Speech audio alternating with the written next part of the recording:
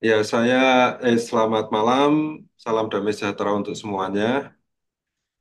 Ya, saya memang Ketua Lembaga Biblia Indonesia, tapi ada terminnya ya.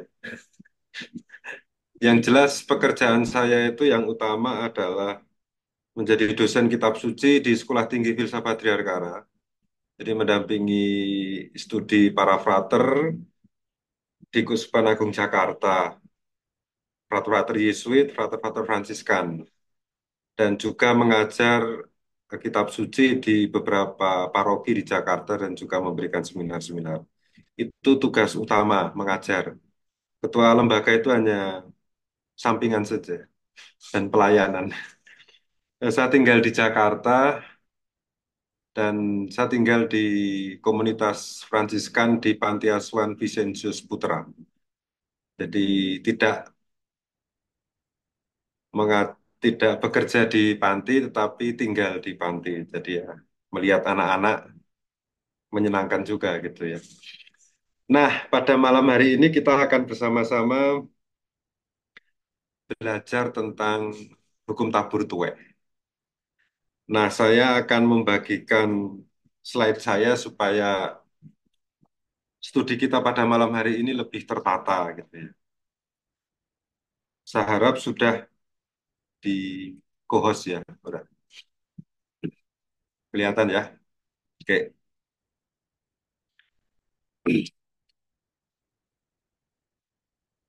Jadi temanya itu tabur tuai dan saya itu menambahkan rahmat gitu ya. Jadi seringkali kita mendengar istilah karma. Jadi kalau ada orang melakukan kesalahan kepada kita atau berkata kepada kita, seringkali kita bicara, awas hati-hati ya, nanti kau kena karma. Nah, sebetulnya istilah karma ini kan istilah dalam tradisi agama Hindu, yang sebetulnya kalau dikaitkan dengan bahasa Indonesia, itu kita sering mendengar istilah hukum tabur tuai. Kenapa itu hukum tabur tuai? Hukum tabur tuai adalah atau dapat dirumuskan demikian. Jika Anda melakukan sesuatu yang baik, kebaikan akan kembali kepada Anda. Dan jika Anda melakukan sesuatu yang buruk, Anda akan mengalami sesuatu yang buruk sebagai hasilnya. Namun jika Anda benar-benar menuai apa yang Anda tabur, maka setiap kesalahan yang Anda lakukan akan terus menghantui Anda. Maksudnya demikian. Jadi ini kan seperti hukum yang menurut pandangan saya itu sudah diberikan kepada Sang Pencipta atau Allah dalam kehidupan kita masing-masing. Dan kita sering menemui hal itu ya. Ada banyak orang yang melakukan derma gitu, membagikan sebagian dari hasil jerih payahnya untuk kebaikan orang lain, untuk kehidupan orang lain. Lah kok rezekinya terus-menerus bertambah. Ada ada juga yang pelit gitu ya, tidak mau memberi gitu, merasa sayang gitu. Kadang-kadang orang semacam itu malah rezekinya seret gitu. Kita tidak bisa berkata atau tidak bisa menjelaskan mengapa hal itu bisa terjadi. Ini sebuah misteri dalam kehidupan. Nah, sebetulnya kalau kita menggali di dalam Alkitab, kita juga menemukan beberapa ayat yang secara tidak langsung menegaskan adanya hukum tabur tuai gitu ya. Misalnya di dalam kitab Ayub. Ya. Saya tidak akan bicara mengenai tokoh Ayub, tetapi di dalam salah satu kalimatnya, dia mengatakan demikian. Yang telah kulihat ialah bahwa orang yang membajak kejahatan dan menabur kesusahan, ia menuainya juga. Jadi Ayub melihat bahwa dalam kehidupan manusia, beberapa orang yang melakukan kejahatan dan di sana sini hanya membuat susah orang lain, pada akhirnya entah kapan hanya Tuhan yang tahu, dia pasti akan mengalami hal di mana dia akan merasakan kesusahan gitu. Atau dengan kata lain, kalau dalam hidupnya itu hanya membuat orang lain sebagai korban dari tindakannya, nanti pada saatnya dia akan menjadi korban dari tindakan orang lain juga. Demikian juga di dalam peribahasa yang terkenal dalam kitab Amsal juga dikatakan, siapa menggali lubang akan jatuh ke dalamnya, siapa menggelindingkan batu, batu itu akan kembali menimpa dia. Nah, ini juga termasuk hukum tabur tuai, hukum sebab akibat. Sebetulnya hukum ini secara tidak langsung mengajak kita supaya kita hati-hati dalam bersikap, dalam berkata-kata. Yang paling jelas tentang hukum tabur tuai ini dikatakan oleh Rasul Paulus sendiri di dalam suratnya kepada jemaat di Galatia di bab 6 ayat 7 sampai 8 dan juga ayat 10. Ini saya bacakan ya. Ini menarik ini soalnya. Jadi Santo Paulus mengatakan jangan sesat. Allah tidak membiarkan dirinya dipermainkan.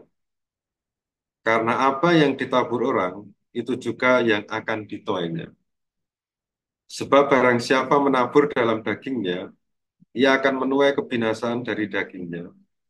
Tetapi barang siapa menabur dalam roh, ia akan menuai hidup yang kekal dari roh itu.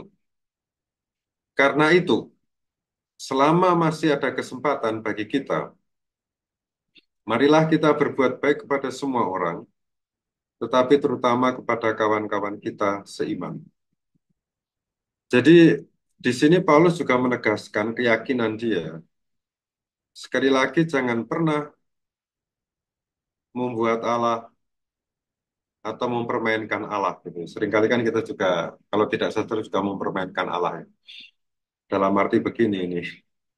Seringkali ya semoga tidak terjadi. Ada beberapa orang yang bernasar gitu ya. Tuhan kalau saya begini maka nanti saya akan memberikan ini, gitu. Kadang-kadang setelah diberikan kebaikan dari Tuhan, rezeki atau apa, lupa. Bersyukur juga tidak, apalagi memberikan apa yang dia sudah janjikan. Ini namanya mempermainkan Allah juga gitu ya. Dan ini kan menipu gitu ya. Menipu Allah itu. Dan orang yang menabur dalam arti taburannya itu adalah sesuatu yang jahat, termasuk kepada Allah, maka pasti akan kena gitu juga di masa depan sesuatu yang tidak menyenangkan bagi dia. Nah, jika Paulus itu mengatakan sebab barang siapa menabur dalam dagingnya, itu berarti menabur dalam tanda kutip, ini kan simbol dari materi yang bisa dikatakan ya ada jajatnya sedikit gitu ya. Tetapi siapa yang menabur dalam roh, maksudnya dalam kebaikan, dalam tuntunan Allah, dia juga akan mendapatkan berkat dari Allah itu sendiri. Maka Paulus menekankan selama masih hidup, masih ada kesempatan, berbuat baiklah kepada semua orang. Tetapi yang terpenting itu justru kawan-kawan kita seiman dalam arti ya komunitas kita gitu ya. Jangan sampai kita mati-matian berbuat baik kepada orang yang mungkin tidak terlalu kita kenal, tetapi dengan komunitas kita sendiri, dengan keluarga kita sendiri malah kita tidak berbuat baik gitu. Jadi circle yang paling dekat itu menjadi fokus di mana kita harus berbuat baik. Nah, ini juga di dalam suratnya kepada jemaat di Korintus yang kedua, Paulus juga menekankan hukum tabur tuai, tetapi dalam bahasa yang agak lain gitu ya. Dikatakan sebab kita semua harus menghadap tahta pengadilan Kristus supaya setiap orang memperoleh apa yang patut diterimanya sesuai dengan yang dilakukannya dalam hidupnya ini, baik ataupun jahat. Dengan kata lain, seandainya mungkin di dalam hidup di dunia ini eh, seolah-olah apa yang kita lakukan itu tidak memperoleh akibatnya, dalam arti kita melakukan kebaikan kok sepertinya Tuhan juga tidak memberikan pahala gitu ya. Atau ada orang melakukan kejahatan kok dia tetap tidak mendapatkan celaka gitu ya. Kadang-kadang kan berpikir seperti itu ya. Tapi ya seandainya di dunia tidak terjadi, pada akhirnya nanti setelah kehidupan ini juga akan dipertanggungjawabkan gitu. Itu yang dikatakan oleh Paulus. Tetapi sekali lagi bahwa kita kalau melakukan kebaikan ya jangan berpikir pahala gitu ya. Kita melakukan kebaikan ya demi kebaikan itu sendiri, demi Allah gitu ya. Jangan terlalu mengharapkan pahala. Pasti Tuhan akan memberikan sesuatu yang terbaik bagi kita jika kita melakukan sesuatu yang baik kepada ciptaannya entah manusia maupun kepada alam. Nah, dalam kitab Nabi Yehezkiel juga ditekankan hukum tabur tuai juga. Nah, dia mengatakan demikian di dalam bab 18 ayat 20 sampai 22. Yehezkiel itu mengatakan hukum tabur tuai dengan rumusan berikut. Orang yang berbuat dosa itu yang harus mati. Anak tidak akan turut menanggung kesalahan ayahnya, dan ayah tidak akan turut menanggung kesalahan anaknya. Orang benar akan menerima berkat kebenarannya, dan kefasikan orang fasik akan tertanggung atasnya. Jadi ini mematahkan pandangan yang mungkin muncul di banyak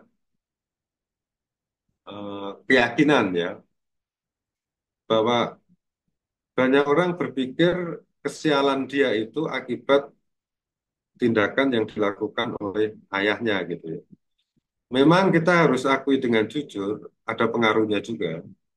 Tetapi bagaimanapun juga, apa yang terjadi dengan seseorang, entah itu baik, entah itu eh, kelimpahan maupun bencana, pertama-tama itu akibat dari apa yang dia lakukan, bukan orang lain yang dilakukan. Meskipun kita harus menyadari bahwa ada ya sedikit pengaruh ya dari apa yang dilakukan orang lain. Tetapi bagaimanapun juga, apa yang kita lakukan itu akan berpengaruh dalam kehidupan kita. Nah, di dalam kitab Nabi Yehezkiel itu juga ditunjukkan bagaimana kita dapat mengalahkan hukum sebab akibat ini, terutama jika kita ternyata dalam hidup melakukan sebuah kesalahan gitu. Apa yang harus kita lakukan supaya bencana atau malapetaka tidak menimpa kita ketika kita melakukan kesalahan? Obatnya itu hanya satu, yaitu bertobat.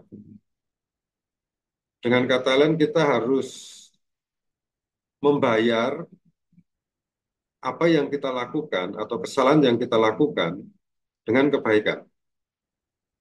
Dan Yeskel mengatakan demikian. Tetapi jikalau orang fasik bertobat dari segala dosa yang dilakukannya dan berpegang pada segala ketetapanku, serta melakukan keadilan dan kebenaran, ia pasti hidup, ia tidak akan mati. Segala durhaka yang dibuatnya tidak akan diingat-ingat lagi terhadap dia, ia akan hidup karena kebenaran yang dilakukannya. Jadi sebetulnya Nabi Yeskiel di dalam kitabnya itu sudah memberikan semacam rambu-rambu gitu.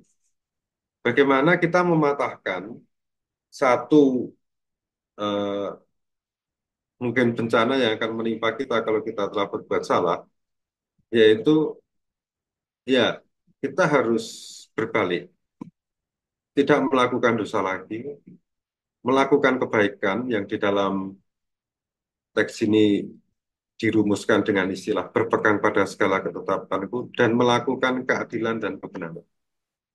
Di sini Nabi Yeskiel memberikan jaminan orang semacam ini pasti hidup, ia tidak mati. Bahkan dosa-dosa yang dilakukannya tidak akan diingat oleh Tuhan. Nah, sebetulnya kalau kita berbicara mengenai hukum tabur tuai ini kan sebetulnya kita juga disadarkan akan salah satu aspek di dalam kehidupan, di dalam keyakinan kita terhadap Allah gitu ya, yaitu bahwa Allah itu adil. Seringkali kita itu terlalu terfokus kepada Allah yang Maha Rahim. Ya memang kita harus mengakui bahwa Allah itu mengampuni, Allah itu baik gitu ya. Tetapi kalau kita terlalu terobsesi untuk meyakini Allah semacam ini, maka yang terjadi adalah bahwa kita akan permisif terhadap segala macam kejahatan atau tindakan salah yang kita lakukan. Maksudnya demikian.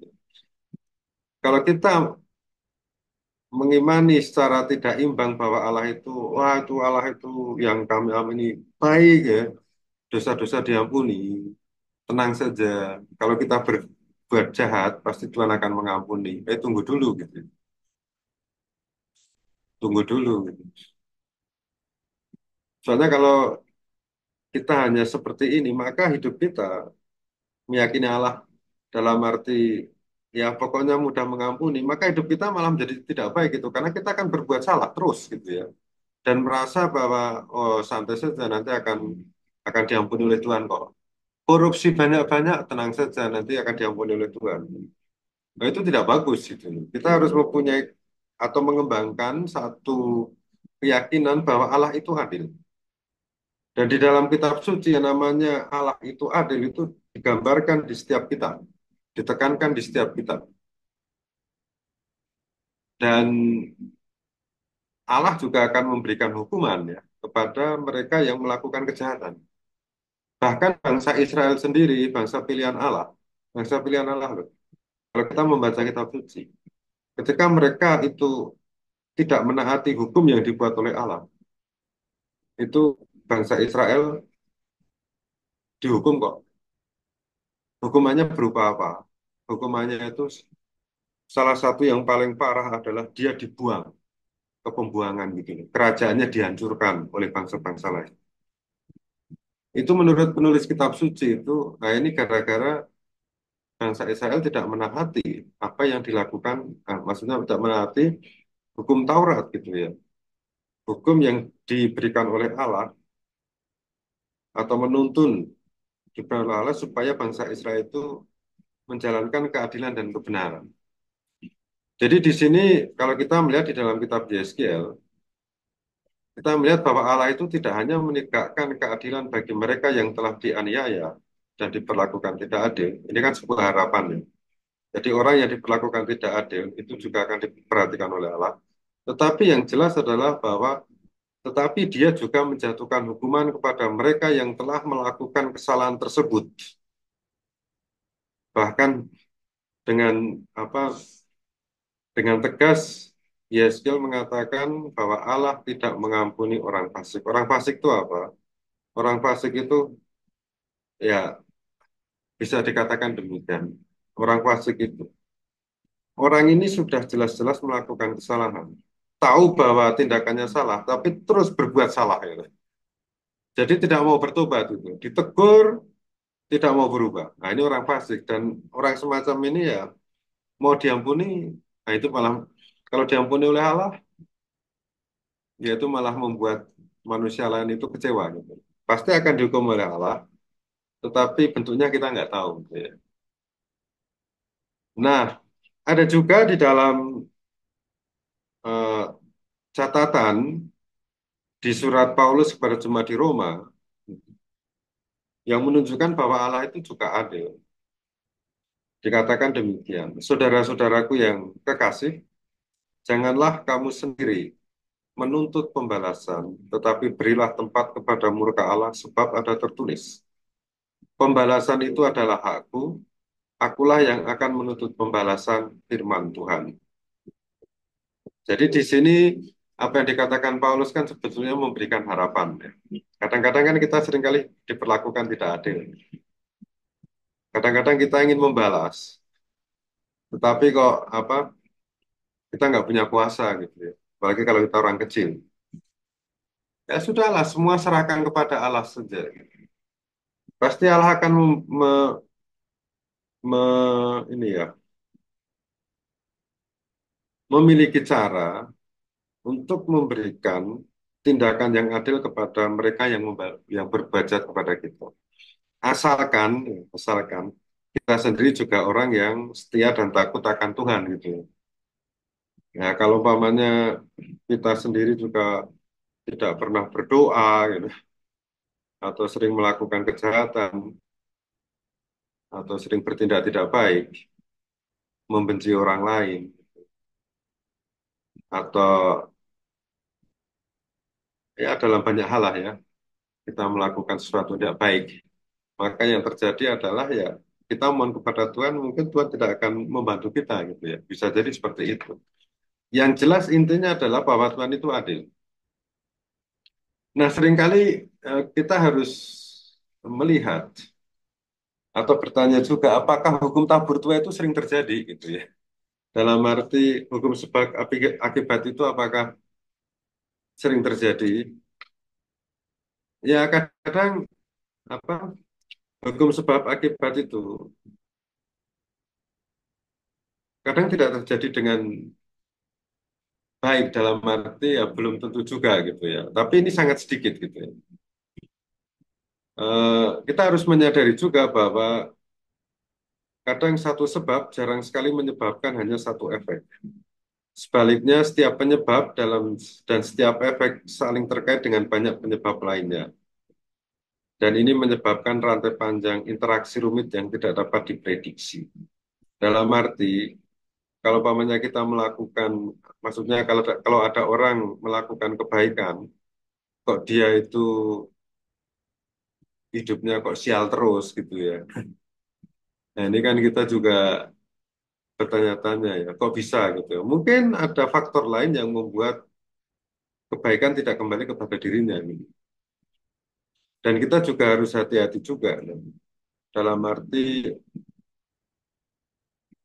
jangan sampai apa yang kita lakukan itu berefek jelek kepada orang lain. Itu kan juga seringkali terjadi. Jadi melakukan sesuatu yang baik belum tentu menerima apa yang kita harapkan. Dan ini juga sekali lagi, kalau kita melakukan kebaikan, jangan sampai bahwa kita melakukan kebaikan untuk mendapat pahala gitu. Nah ini bahaya juga, malah kita tidak akan mendapat pahala gitu. Karena kan ini apa sudah mempunyai niat yang tidak benar. Apalagi kalau kita berbuat baik hanya supaya dapat masuk surga gitu. Nah, ini juga sebetulnya hati kita apa sudah egois dalam arti tertentu. Kalau kita berbuat baik, itu sebaiknya ya kita berbuat baik demi Allah gitu. Entah nanti Allah membalas atau tidak bukan urusan kita. Karena kalau kita melihat kisah Ayub saja, ya, Ayub itu kan orang baik. Oh, dia berderma di sana sini, selalu membantu di sana sini, tetapi kok dia mendapat kesialan gitu ya. Hidupnya sengsara bahwa hartanya habis, kemudian apa tubuhnya sendiri sakit gitu ya. Nah, ini sudah berbuat baik kok hasilnya seperti ini gitu. Meskipun pada akhirnya ketika Ayub bisa melewati kesengsaraan itu dengan penuh bakti gitu ya. Katakanlah demikian. Itu kan kemudian Allah mengembalikan kekayaannya lebih dari dulu yang pernah dia miliki gitu. Tetapi intinya bahwa kadang melakukan sesuatu yang baik belum tentu menerima apa yang kita harapkan. Dan ini jangan sampai kita itu melakukan kebaikan sekali lagi hanya untuk mendapat pahala. Tetapi dari pengalaman yang saya temukan itu, kalau orang jahat itu pasti mendapat hukuman. Itu pasti. Nggak tahu hukumannya kayak apa. Kalau umpamanya tidak dihukum oleh hukum sipil gitu, nanti pada akhirnya juga akan mengalami ya kesialan gitu loh di akhir-akhir hidupnya. Ada loh. Saya dulu pernah dengar cerita dari eh, sopir gitu ya. Maksudnya pada waktu asistensi Natal di satu paroki di Jawa gitu ya. Saya nggak mau sebutkan. Jadi sopir itu cerita gitu ya. Eh, Romo itu loh, ada rentenir. Rentenir tahu tuh rentenir. Pada saat meninggal itu. Bahkan kami itu menggali lubang itu nggak bisa lebih dari 1,5 meter gitu. sehingga apa sehingga petinya itu antara di tengah-tengah gitu ya, tidak bisa di apa, tidak bisa masuk ke dalam tanah gitu loh. Kadang kita mau mengatakan kok bisa gitu loh, apakah ini mengada-ada atau apakah kita perlu percaya atau tidak, tapi faktanya seperti itu gitu. Nah, dan yang sering kita temui adalah bahwa yang buruk itu lebih sering terjadi daripada yang baik di dunia ini. Ya, atau kadang-kadang kita melakukan kebaikan kok nggak dapat hasil, atau kebaikan kok tidak apa itu muncul di dalam hati kita. Mungkin sebetulnya apa yang kita lakukan itu lebih sedikit daripada kejahatan yang kita lakukan. Bisa jadi seperti itu sehingga yang buruk terjadi gitu. Apalagi kan kalau kita itu menyadari diri kita sendiri, ada sesuatu apa ya, hal di dalam diri kita yang harus kita waspadai, yaitu keinginan untuk berbuat jahat itu ada loh. Itu harus kita waspadai. Dan sebagai orang beriman, apa yang harus kita lakukan itu adalah kita mengontrol keinginan itu supaya tidak meledak, tidak menguasai hidup kita. Saya secara pribadi ya, meskipun saya seorang imam gitu ya, tetap ada keinginan untuk berbuat jahat juga ada gitu. Hanya kan yang terpenting adalah bagaimana kita dengan bantuan Roh Allah itu mengendalikan hal ini gitu. Ya kita bisa tahu ya ada yang orang yang awalnya itu baik, tapi setelah diberi uang, setelah diberi kekuasaan menjadi jahat gitu ya, menjadi ingin menguasai segalanya gitu. Itu bisa terjadi kalau kita tidak, kalau kita itu tidak apa ya, tidak hati-hati gitu. Maka dari itu mengapa kita perlu berdoa, kita perlu mengingat Tuhan di dalam hidup kita, mengingat pencipta kita. Itu maksudnya itu supaya kita itu bisa mengendalikan yang jahat di dalam diri kita gitu. Keinginan untuk berbuat jahat maksudnya. Bahkan di dalam doa Bapa kami kan kita sering kali berdoa ya.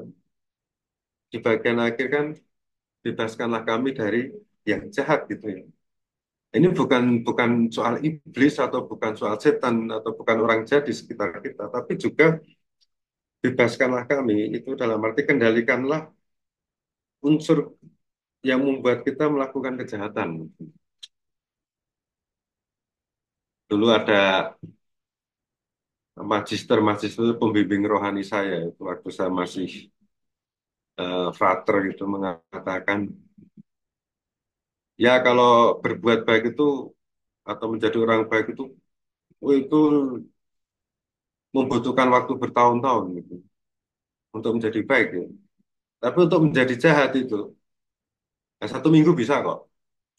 1 minggu bisa gitu. Dengan kata lain, hidup kita di dunia ini kan sebetulnya salah satunya adalah perjuangan kita adalah mengontrol supaya yang jahat di dalam diri kita itu tidak menguasai kehidupan kita. Nah, ini hampir selesai. Tentang hukum tabur tuai itu, kita juga harus tahu bahwa hukum tabur tuai itu menular gitu loh. Contagious itu adalah bahasa Inggris. Hmm. Kita harus mengakui bahwa kita seringkali menerima efek dari pilihan atau tindakan orang lain. Bahkan hidup kita sekarang ini itu kan sebetulnya juga efek dari pendidikan orang tua kita gitu, lingkungan hidup kita gitu. Kebaikan yang diberikan orang kepada kita itu juga sangat berpengaruh dalam kehidupan kita juga. Kita akan bisa menjadi orang yang baik. Anak kecil yang sejak kecil disayang gitu ya, dalam arti dididik dengan baik dengan penuh kasih sayang. Nanti kalau dewasa itu juga akan menunjukkan kasih sayang sama. Kalau orang anak yang waktu kecil itu dibentak-bentak terus gitu, disalah-salahin terus. Nanti waktu besar itu juga hobinya menyalah-nyalahin orang lain gitu. Jadi sebetulnya eh, hukum sebab akibat itu bukan hanya dari kita untuk kita, tetapi juga berpengaruh pada orang-orang di sekitar atau di dekat kita juga gitu ya. Bahkan pilihan kita juga atau apa yang kita lakukan juga berefek pada orang lain ya. Entah baik atau tidak, entah disengaja atau tidak. Kalau kita itu melakukan kebaikan, membantu orang yang kesusahan, entah secara finansial maupun moral gitu ya, maka itu berpengaruh juga dengan kehidupan orang di sekitar kita gitu. Dan itu dalam tanda kutip bisa jadi ke depannya itu bisa memberikan bala kepada kita atau memberikan kebaikan kepada kita. Jadi tidak langsung gitu ya. Nah, hal ini sebetulnya juga memberikan pesan kepada kita supaya kita itu berhati-hati dan waspada dalam hidup. Nah, selain untuk menentukan hidup kita sendiri tanpa terlalu banyak dipengaruhi orang lain, kita perlu menjaga sikap kita supaya jangan sampai apa yang kita lakukan itu berefek buruk kepada orang-orang di sekitar kita. Dan dalam hal ini, supaya kita menjadi lebih baik, kita memerlukan kasih karunia atau rahmat Allah. Jadi kita harus mengakui bahwa apa yang kita lakukan, sorry, eh, kita harus mengakui bahwa kita manusia lemah, gitu ya. Untuk melawan kecenderungan jahat kita, kita tetap memerlukan kasih karunia atau anugerah dari Allah, gitu. Dan karunia ini sebetulnya sesuatu yang diberikan cuma-cuma, asalkan kita mau menerimanya dan membuka hati kita, gitu. Kita pasti akan dibentuk oleh Allah atau dilindungi oleh Allah. Asalkan kita mau meminta ya, tapi kalau doa saja tidak pernah gitu ya. Bagaimana Allah mau memberikan gitu. Seperti halnya kan pengalaman saya. Kalau orang tidak mau meminta saya bantuan gitu ya, saya tahu dari mana dia minta bantuan gitu. Samanya juga dengan Allah gitu. Kita harus jujur kepada Allah itu pencipta kita. Tolong bantu saya gitu. Pasti Tuhan akan memberikan bantuan ya dengan caranya gitu ya. Bukan dengan cara kita, tapi dengan caranya yang pasti akan membuat kita menjadi lebih baik, gitu.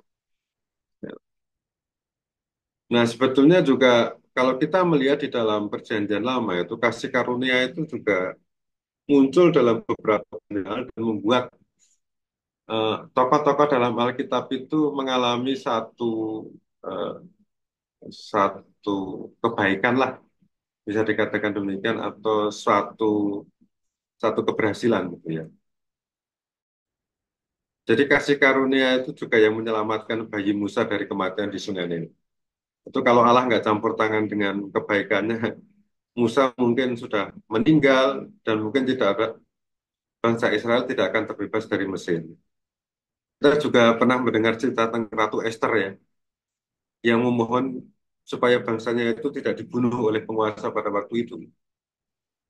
Dan Allah memberikan kasih karunia-Nya sehingga semuanya selamat. Juga dengan Nehemia yang membangun kembali tembok Yerusalem.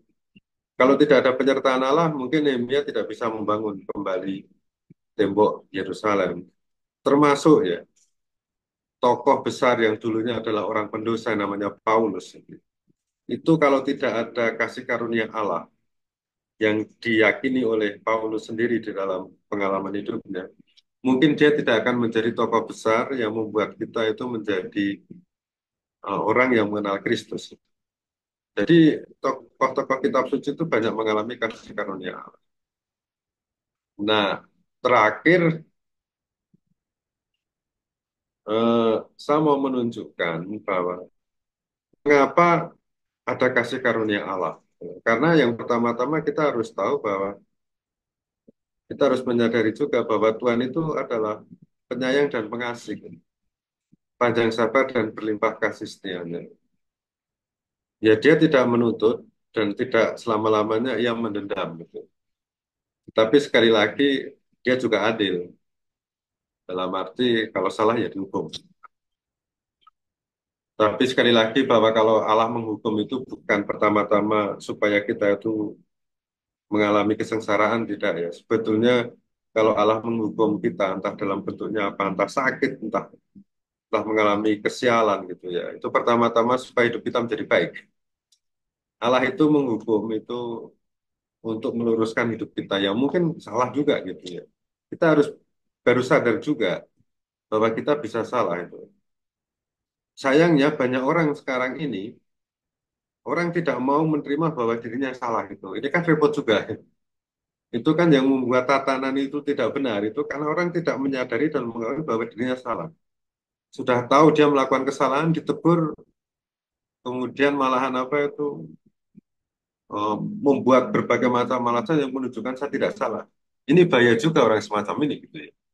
Dan pasti saudara dan saudari seringkali menemui orang semacam ini. Itu ada yang error di otaknya itu pasti. Nah, di dalam dua tawarik itu juga ditunjukkan atau dikatakan ya, mengapa kok Allah menerima memberikan kasih karunia pada kita? Ya sama, sebab Tuhan Allahmu pengasih dan penyayang. Ia tidak akan memalingkan wajahnya daripada kamu bila kamu kembali kepadanya. Ini menarik. Dalam arti apa? Dalam arti kalau kita melakukan dosa, kita melakukan kesalahan, asalkan kita mau berbalik kepada Tuhan, Tuhan akan menerima kita gitu. Hanya persoalannya kadang-kadang kita tidak mau berbalik. Nah, terakhir, ini ada salah satu petikan dari kitab Bilangan yang merupakan berkat imam yang seringkali dikatakan para imam Israel zaman dulu, zaman kuno itu. Kalau memberkati itu dengan kata-kata yang demikian ini. Ini juga ada di dalam rumusan Pranekaristi ya dalam berkat ya. Dikatakan Tuhan memberkati engkau dan melindungi engkau. Tuhan menyinari engkau dengan wajahnya dan memberikan engkau kasih karunia.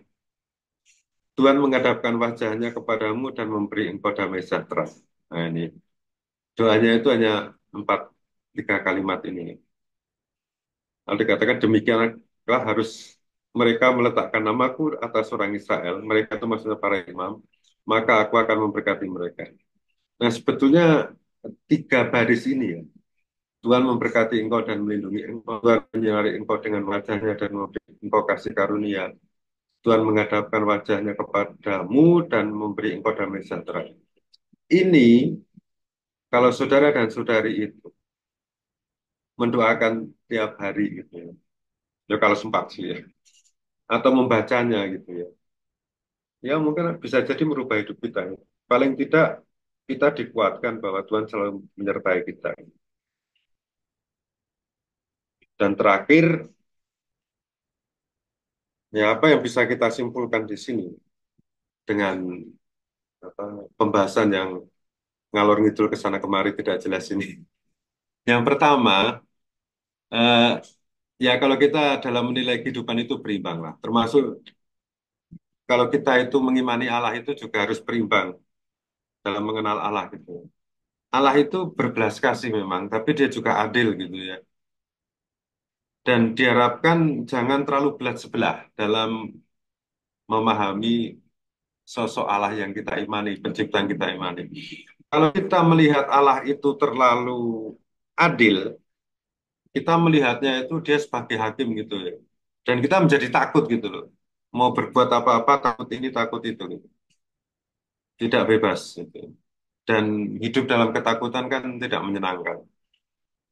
Tetapi kalau kita terlalu melihat Allah itu sebagai yang berbelas kasih, gitu, nanti takutnya kita hidupnya jadi sembarangan saja gitu. Dengan dalil ya pasti Tuhan akan mengampuni. Maka dari itu paling aman itu adalah bahwa kita belajar untuk mengimani Allah secara seimbang. Supaya kita hati-hati dalam hidup dan waspada dalam hidup. Nah, atau kalau di dalam apa bahasa Jawa itu pasti ada orang yang mungkin ya dalam orang Jawa pasti tahu ya. Supaya kita itu tansah eling lan waspada. Eling itu maksudnya bukan hanya ingat tetapi selalu sadar gitu loh. Selalu sadar dan hati-hati dalam hidup, dalam perkataan dan perbuatan kita. Supaya apa? Supaya apa yang kita lakukan itu jangan berbalik kepada kita. Terutama perbuatan yang jahat itu jangan sampai kita melakukan perbuatan yang jahat supaya nanti kejahatan atau tindakan buruk yang sama itu tidak kembali kepada kita. Ya mungkin itu yang bisa saya sharingkan. Semoga bisa ditangkap. Kalau tidak ya minta bantuan Roh Kudus untuk membantu menangkap apa yang saya sampaikan. Terima kasih.